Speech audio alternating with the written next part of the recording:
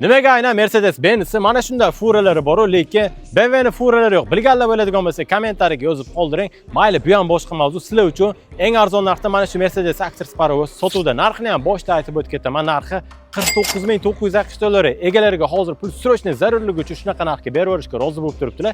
Mashinani hech qanday kamchiligi yo'q. Xohlagan ustangiz olib kelib, xohlagan diagnostikangizni bemalol qilib tekshirib olishingiz mumkin.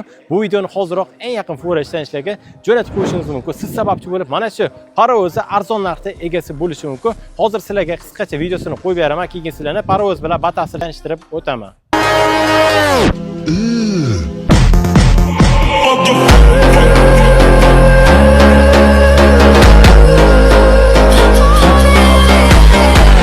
Galavani yili 2017-yilda ishlab chiqarilgan, Persepi yili 2016-yilda ishlab chiqarilgan. Kubasi jami 120 kubani tashkil etadi. Mana holatlarini o'zingiz ko'rib turibsizlar. Zo'r holatda turibdi. Baklari ikkita jami 1100 litrli bak bilan jihozlangan. 420 ot kuchiga ega galava, Persepi moslari saf mos.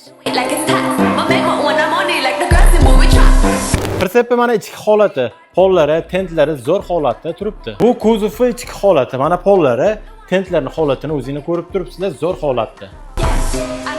Salonning ichki holatlarini mana o'zingiz ko'rib baho berishingiz mumkin. Har doimgidek ikkitali spalni avtomat korobkada yurgan masofasi 930 ming kilometr masofani bosib o'tgan ekan. Tabloda ko'rsatish hozir imkoni yo'q, sababi akkumulyator o'tirib qolgan ekan. Ratsiya taxograflari mavjud, siyashli konditsionerlar bilan jihozlangan, xolodilniklari ham mavjud. Xullas, holatlari zo'r holatda turibdi akalar. Mana Parovozni ko'rdinglar. Qiziqqan bo'lsangiz telefon qilib yana boshqa ma'lumot olishingiz mumkin. Videoga like bo'lsa, barcha fura ishlanishlarga jo'natib qo'yishim esdan chiqmasa, agar bizni hali ham obuna bo'lmasa, kuzatayotgan bo'lsangiz, bizga obuna bo'ling. Sotuvdagi zo'r narxdagi furalar hali oldinda. Hammaga rahmat.